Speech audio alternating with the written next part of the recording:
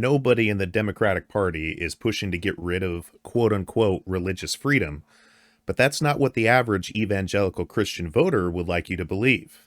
They truly and fervently believe that their right to religious freedom is constantly on attack. It's a literally insane stance that has been touted by politicians in order to garner votes. And I have a video here that I'd like to share that kind of makes the point that this is just a complete and utter lie. Nobody is going after specifically Christian religious freedom. Let's give this a look here.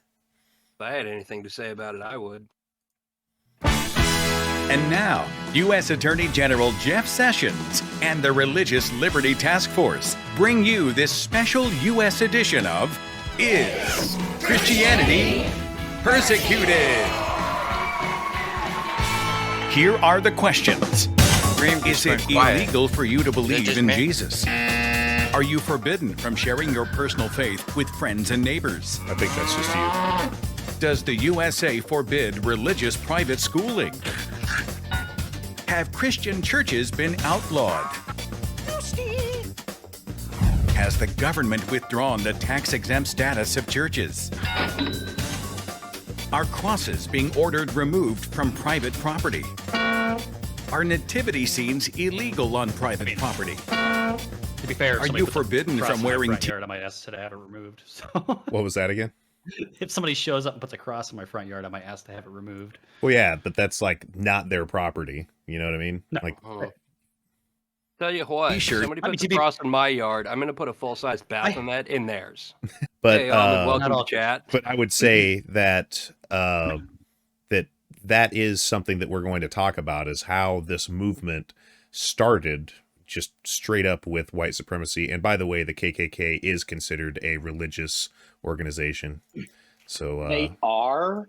Yes. And I'm pretty sure they consider themselves like a, I don't know, branch or denomination of Christianity, don't they? That they do. And when they were formed, they actually were given religious tax-exempt status. Yes. I don't know if that still persists today, but hey, it very well probably does. Sure. Let's finish this one out. With religious messages. Are religious symbols banned on your person? Cross necklaces? Earrings? Tattoos? Has the government outlawed religious slogans on private vehicles? What about marquees? Billboards? Are Bibles illegal? What about other Christian books by pastors and apologists? No thanks. Is it against the law to create, own, or display religious art? Has the government shut down the thousands of religious radio stations in the U.S.? What about all the Christian television stations? Has the USA banned missions trips? Is there really a war on Christmas? Absolutely what about not. Easter? Yeah! Never was. Or any other religious holiday? Are politicians banned from having a personal religious faith? Including Jeff Sessions, the guy who's whining about religious persecution. American Christians, he's not persecuted. His religious rights have not been stripped away. And neither have yours. Right.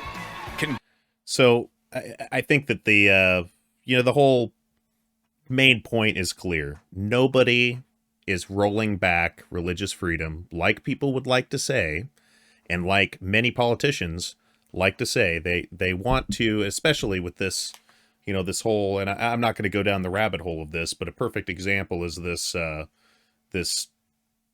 guess, football coach that was essentially disrupting events by, praying on the 50-yard line, and he was coercing students by saying, what, like if a student were to say, hey, I don't want to pray or whatever, or would just kind of not want to do it, he would then say, what, aren't you a part of the team?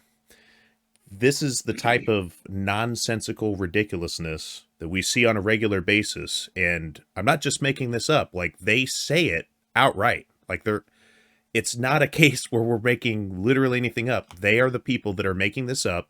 They have a victim complex. And quite frankly, this is what has caused this voter base to just be very radical about their faith.